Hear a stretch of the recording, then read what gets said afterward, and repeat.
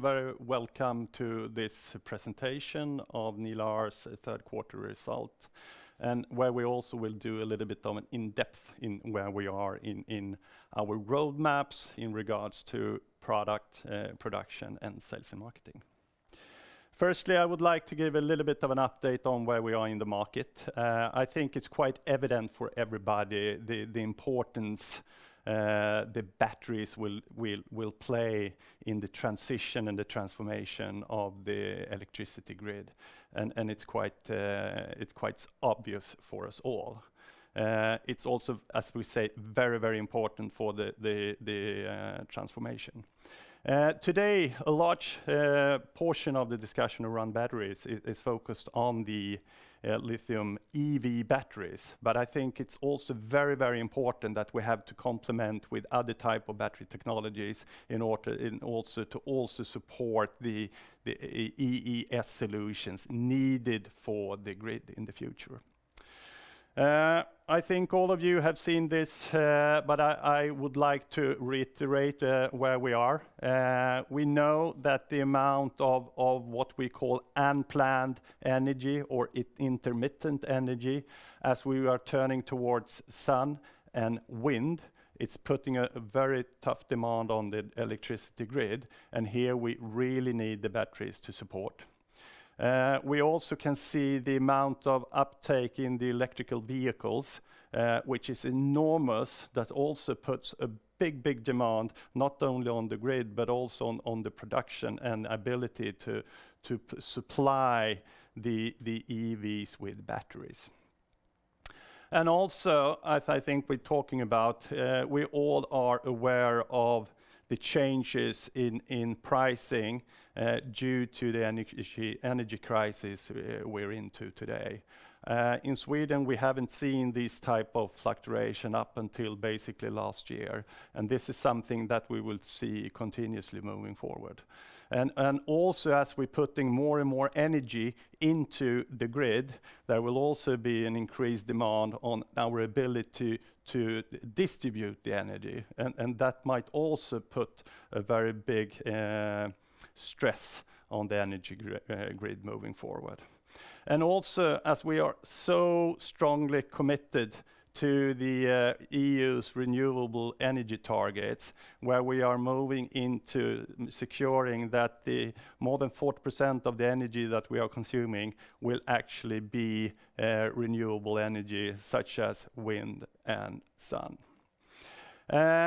I would like to present Joacim and bring him in, and I would like Joacim to talk a little bit more on where we are with our battery, our nickel metal hydride battery, and what's happening since last, and also what we are seeing moving forward.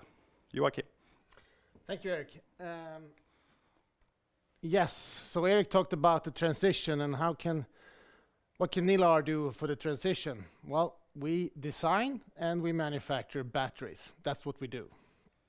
And we have chosen a nickel metal hydride type of battery. That's the chemistry, and we make it in a bipolar way. Those are the two key aspects of our battery, and that gives us a lot of benefits. And I'd like to touch upon three areas of those benefits, namely sustainability, safety, and performance. So if we start to talk about performance, with the chemistry that we have chosen, the chemistry gives a long calendric life for a nickel metal hydride battery. And that is really important. I listened to some presentations from the battery conference in Lyon, and they talked about how we are able to fill the demand of batteries in the coming decades. And calendric life is going to play a very important role, because if the batteries don't last long enough, we will have to start to replace them even before we are actually put the batteries in place to begin with to fill the demand. So calendric life is going to be really important, and we have that. The second aspect of this battery is that it's bipolar. The bipolar, you may know of different technologies. You have cylindric cells that are round, and you have prismatic cells, and you have bipolar designs. Our bipolar design is looks like a lasagna, to be put it very simple. You can see it in the picture. We layer the cells, we stack them on top of each other into a module, and this gives a benefit of having the current through the battery very evenly distributed. So the current flows from left to right in the picture. It gives us the possibility to run very high power through the battery. And why is high power good? Well, high power is good because that gives you the opportunity to get more power out of a smaller battery. You don't need as large battery to get the same amount of power out. And a good example of this is if you know about, if you compare hybrid vehicles to electric vehicles. In a hybrid vehicle, you need power because you are accelerating, you're braking, you're charging your battery and so on. So you need power. The batteries are quite small, but high power. In an EV, you need energy because you need to go very far with the vehicle. And this is the reason why the batteries are different in those two vehicles. And this is also the reason why actually Toyota in their latest designs has chosen the nickel metal hydride bipolar design for their hybrid vehicles. Another very important aspect of our battery is safety. It also comes with the chemistry. Our battery chemistry has a water-based electrolyte. And that means we have no flammable solvents in the electrolyte. And like for instance, lithium batteries has. Lithium batteries also has another aspect, which is that they can form dendrites that can penetrate from the electrode through the separator and actually short circuit the battery. And combine that with flammable solvents, gets a nasty outcome. We don't have that in the battery. It's a very safe battery. The last part is sustainability. And we have also a unique production of our battery. We make our electrodes in a dry roll process. Again, think about the lasagna and how you make pasta. We roll out the electrodes into these flat electrodes. And we do that in a dry process. Most batteries are made in a wet process. And if you have a wet process, you need drying. Drying needs electricity. So our manufacturing has much less electricity need, hence a much smaller carbon footprint. We also have our recently launched Reox technology, where we can bring new life into the batteries. And we're also able to reuse materials from old batteries into new batteries. So let's talk a little bit more about that circularity of our batteries. And I have to start by explaining a little bit about the Reox technology. Another unique and patented feature with our battery is that we have a common gas chamber. And that common gas chamber is important to get an even pressure in the battery. But it also provides us the possibility to add gas into the battery, and namely oxygen and hydrogen. And oxygen and hydrogen, as you know, are the two parts of water. And water is what we have in our battery. And what happens when the battery goes end of life is that it dries out. So by adding oxygen and hydrogen into the battery, we can actually recreate water inside the battery and bring it back to its original state. Another aspect which comes with the aging process is that the electrodes gets unbalanced. The hydrogen moves into the wrong place. And we also restore that with the same process. And our first generation that we just started delivering is using oxygen only to restore this balance. And with this, we can extend the lifetime of our battery at least 3 times. So when a normal battery would be scrapped, or in some cases partly recycled, our battery will go another round in service, and then another round and another round. Eventually, the battery will our battery will reach its end of life. It has to do with other aging aspects, for instance, oxides on the electrodes. But we don't stop there.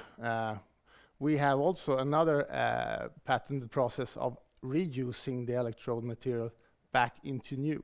So we mechanically remove the oxides and then we use the active material into new batteries in our own manufacturing. And even so, for the materials that we don't reuse, we of course recycle them and potentially get them back when we buy new materials.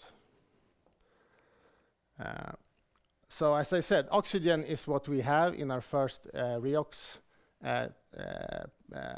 process, but we have more things to come. This is just the beginning. So if we take a look at our roadmap, we have defined it in 4 steps. The first step is where we are right now, and we call it to build quality. So we also build a foundation for this whole redox generation with this first redox battery that we have just started delivering. We also have a completely new BMS platform, the battery management system, which is extremely important for a battery to run it correctly. And we have made a completely new one. The last 3 years we have developed an embedded solution, a printed circuit board solution that is optimized for our battery and will bring out the best of our batteries going forward. The step 2 is about building performance. I talked about the good things with our battery, but obviously there are always things that you can improve. And right now we're not able to get the full potential of this battery. For instance, we need to improve on our cooling concept because we can't run as high as currents as we would like to do because we can't get the heat out. So we have a new cooling concept in development. And we also have a new negative material in development that will give us more cycles, more energy throughput, and also reduce cost.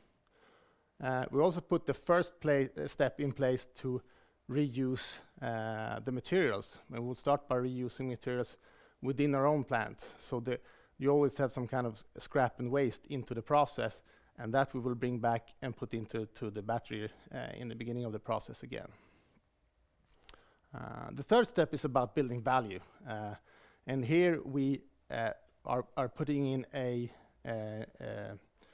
changed cell design, which is more optimized to bringing more energy throughput. As we have a long calendric life, you also need to be able to run energy through it. It's not important how much energy the battery actually can contain. It's about how much energy you can run through the battery throughout the years. And with this design, we will increase that even further. And remember, with our redox technology, we have multiples on this.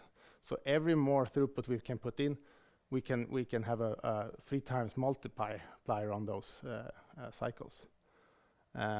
We also take the next step in the reconditioning, the redox capabilities with this roadmap step. And then the 4th step is about building scale. It's really where we prepare ourselves for the giga size type of factory. We do cost optimization into the design. We have another generation of reconditioning capabilities coming in, and we of course put in more automation into the production line. And this is not just a PowerPoint. These 4 steps we are working actively, all of them right now. So all the activities are ongoing and lined up here. So to summarize, we have some really unique features with our battery that is really needed by the market. And we have a true circular circularity of our batteries. And we have a very solid roadmap going forward. And with that, I bring back to you, Erik. Thank you very much, Joacim, and I appreciate taking us through these steps because I think it's quite evident that with the revised strategy that we launched a year ago, it was quite clear that this is not a simple fix. But what we are doing now is that we have launched a strategy. We set forth a number of roadmaps in our various functional dimensions. And the message for this report is that we are executing on our plans as we have promised. And I would like to summarize a little bit going into what's happening in the last quarter, in the third quarter, and that was that we released and started to the production of the Reox 1 battery, which is the first battery in the world, we believe, that have the capabilities of by putting oxygen, as Joacim explained, into the battery, we can revive the battery and bring it back to its initial state. We've also released the BMS 3.0, the software or the management system for the battery, which is of course necessary in order to be able to manage the Reox process. So that we have brought forward according to our plans. And we have also implemented a method to optimize the way we are using our active material in our production, which is also great things in order to be efficient, but also from a sustainability perspective. And that we have from a production perspective, that is of course also what we have seen now, that we have started the production again of this first battery, which is great. Going over to our plans for selling and the way the strategies we have for our go-to-market model, and there we also changed, as we talked about in our strategic plan earlier. We have a clear focus on finding system integrators, partners that have the capability of bringing the end-to-end solution for the energy storage systems, so that you can bring them into the use cases where you are going to use your solution in a way that they can take a full end-to-end responsibility for that solution. And that's why we earlier this year communicated our cooperation with Energy. And just last week, we communicated a new system integrator, Mac Energy from Holland. And what's great about that cooperation is that we are targeting another market segments, slightly larger systems in a container solution that Mac Energy is targeting.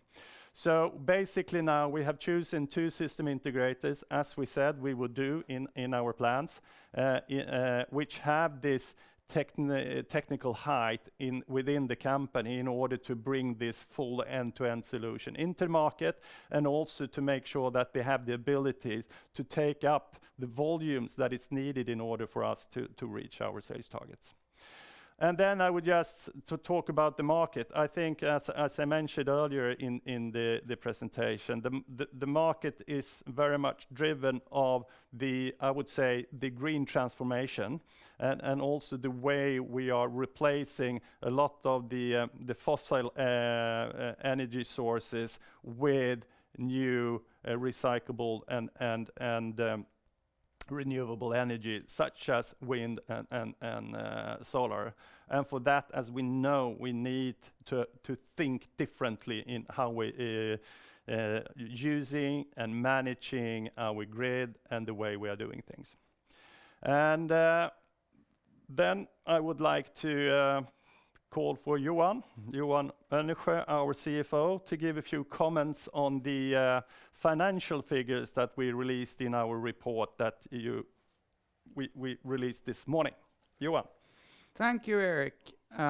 Yes, so the Q3 result presented this morning came in with a net profit of a negative 64 million SEK and EBIT result of negative 54. The Q3 result is an improvement compared to the second quarter with approximately 5 million SEK, and it's driven primarily by lower costs within staff and staff-related expenses. We had a small revenue of 1.2 million, and it came both from some small sales of our older battery to our partner Energy that use it for proof of concept and in prototype systems to ensure the forward-going business. The rest of the sales came from a spare part to different vendors. I'm just going to mention shortly a bit about the balance sheet as well. Not too much, but our cash position of 250 million SEK is about in line with where we're supposed to be. And we are still positive that we have funding for 2023, which we have communicated both in the rights issue and in earlier communications. With that said, I think that I'm turning back to Erik, and we'll see if there is any question later on. I'll try to talk about them later. Thank you. Thank you, Johan. So once again, I think the theme would be that we are delivering on our plans and what we have communicated earlier, and that's what I would like to emphasize. That we have a solid plan, that we are committed to execute on that plan, and that we can see progress, and as we say, we are executing on the milestones that we have put forward internally, and that's what we're following very, very diligently in the organization. And lastly, I would like just to reiterate that our financial targets that we have communicated earlier remains. We believe that we're still on our path to reach net sales of 1 billion in 2025, and that we eventually will get to an EBITDA margin of 20% long term. And by that, I would like to ask Matilda if we have any questions that have arrived during this communication. See if we can answer to them straight away. Thank you for the presentation. I see that we've received some questions by email. And if you have any other additional questions, please email these to marketing@nilar.com. And first off, we've received the following question. During the third quarter, you initiated production of the next generation battery. Does this mean that you've solved the quality issues with previous editions of the battery? Okay. Yes, you can say absolutely. We had a plan. We set the plan forth when we run into the product and process related issues we have with our earlier releases of our battery. And once again, I can say we executed on that plan. We said that we were going to start production again in late Q3, which we've done. Then I think Joacim made a very clear and good presentation to see that just because we are now back in production, we're not happy. We will continuously drive for improvements, and that's what you do. You always want to be better, and that's why we have set this very clear and defined roadmap, how we incrementally will be better every day with both what we do and our product. So yes, we've sold it, but we have a very clear ambition that we continuously will be better every day. And we've received another question. How has the start of production of the new battery generation been? Any hiccups? No, as I said, I think and also we are doing this in a very controlled way. We are bringing up production in fairly small volumes. We have everything actually sold to Aniki, as we have communicated earlier, but it's progressing according to our plans. And we have the batteries and deliveries has started with the first Reox battery. In order to achieve profitability and positive cash flows, how do you plan to increase production and sales in the coming year? As I said, this time, as I said, taking the sales perspective, because it's where you're going to generate.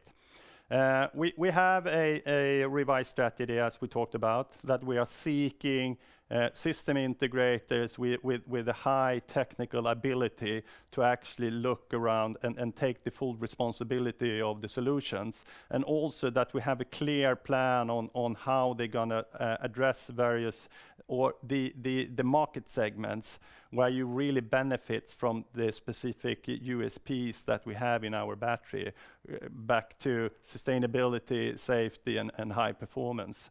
So I think that's clear, so that we are much more surgical in the way we are choosing the system integrators and partners for our sales. So that's one thing. And from a production perspective, we will absolutely balance our ability to produce batteries in what we have in our pipeline and what we have in our order book. So, for example, the agreement we have now with McEnergy, it's that we're gonna execute on an integration project. We have a couple of proof of concepts with signed contracts with end customers. And we have then a plan on how we will go to big volumes when we have proven our solutions in the marketplace. So it's a joint I would say cooperation with production, product management, and sales and marketing in order to get this working hand in hand. I think this question might come in hand with what you just answered. But I got a question here. How does the ramp up of production look like up to 1 billion SEK in 2025? Yeah, but the ramp up is that we have production capabilities that is higher than we are producing today, and we will leverage the investments we've taken in Gävle.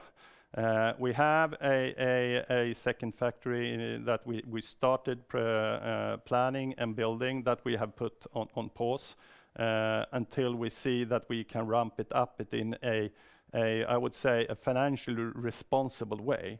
It's quite evident that the market looks a little bit different today than it did a year ago. And I think we, together with our board, are extremely cautious in to make sure that we are taking the right decisions, that we are spending our resources extremely, I would say, carefully and responsibly in order to make sure that we are executing on the plans. But you also see that there is an extreme demand. We also see that there is a price increase. So that there will be a ability to actually drive for price increases of the solutions that we put to market. So I think it's a combination of being careful with the resources you have, executing on the plans, be very synchronized throughout your go-to-market models, so that you are securing the best use of the resources you have at hand. And that's what we're doing. Can you tell us more about the collaboration with Enikki and McEnergy? Do you have more similar collaborations in the works? Yes, we do. As I said, if we had a previous strategy of seeking distributors, just not having a full plan on the end solutions, because we are talking about fairly complex solutions that needs to be managed. I think that's why we would like to cooperate with companies like Enikki and McEnergy, who can take that responsibility and understands the market segments they're targeting, and they also have the ability to manage that end-to-end solution. That's quite clear. Then, of course, we have more similar companies in our pipelines that we are engaging with and talking to, and we are putting quite firm, I would say, requirements on these companies in order so that we are working with a consistent way with all of those. But yes, as we communicated earlier, we would like to add 2 to 3 system integrators per year, because that is what we believe that we can handle and manage in a good way in order to maintain control of the solutions and deliver with high quality. What are the sales projections for 2023?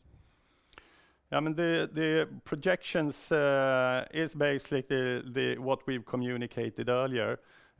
We will carefully ramp up our production in line with what we can see that both Energy and Mac Energy can take. Because it's, as I said, we have to manage our resources in the most effective way.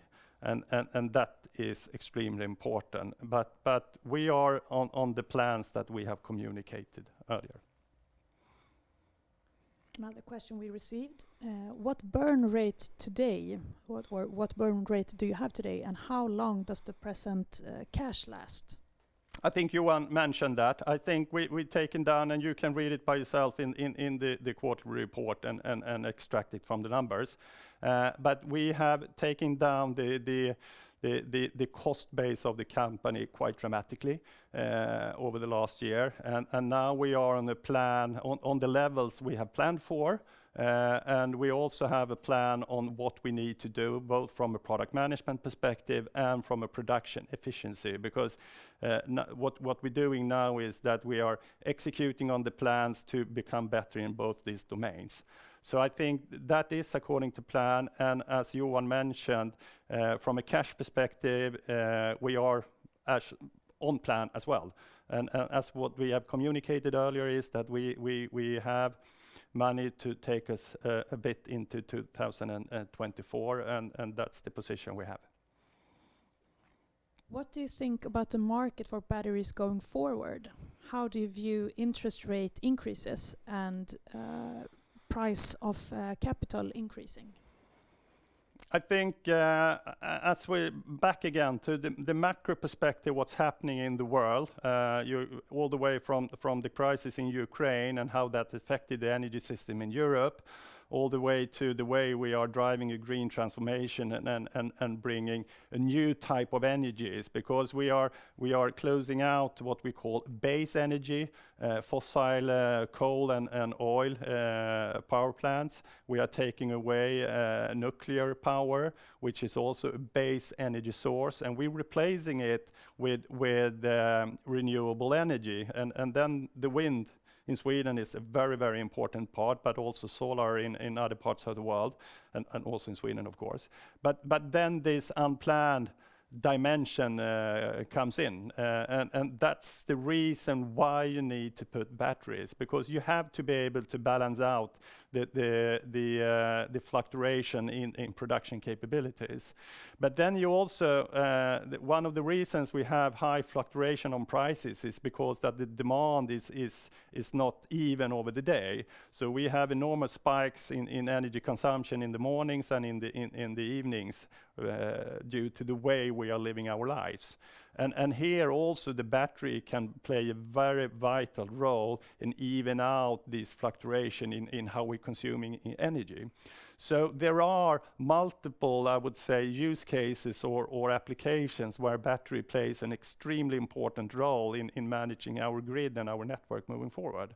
And that's back again to how we are choosing our partners, because we have to be able to build solutions that can address multiple applications and be useful in multiple ways in one solution, in order to make sure that you can get a very good return on the investment in your storage systems. Interest rates, I would say, I don't see the direct connection, because this is something that is happening regardless of where we are with the economy. Interest rates go up, and so forth, and that will of course I think have an impact on how you're looking at your investments. But we have, as I say, if you bring in multiple applications, you will have various ways, and in many cases the payback is quite rapid on an energy storage system. So I think we'll wait a few seconds if we receive any other additional questions. Otherwise, we want to thank you all for participating today in this presentation. And if you have any additional questions later on that weren't answered today, please email these to marketing@nilar.com. Okay, thank you very much.